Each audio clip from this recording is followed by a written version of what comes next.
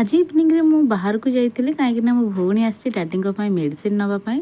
Daddy जोटी diabetes checkup होउचंती तो तांको medicine बाहर कोठी भी मिलिबनी, बहुत रेयर गोटे मिलले गोटे मिलिबनी एमती होदु, किंतु तां क्लिनिक रे ही सेठी सब मेडिसिन आपण माने पाई परिबे।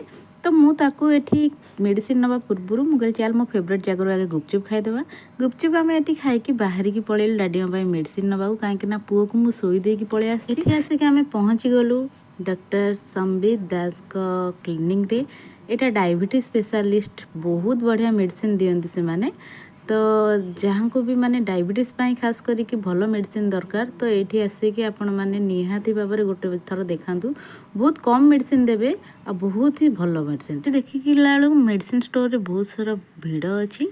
तो आमे सेति पई दी भौन टिके बसिकी आम दी जण सहित टिके टाइम स्पेंड करलु, टिके कथाबार्ता हेलु। बहुत दिन पर आम दी जण बसी टिके कथा हेउछु।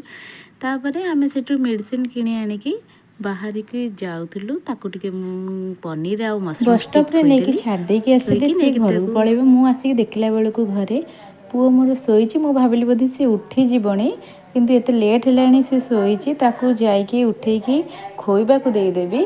तो संग माने मु आज पई ब्लॉग्स एतिक रे रखुची। जदी आपण मानक मो वीडियो भल लागथबो लाइक शेयर सब्सक्राइब निहाती करिवे। रहु।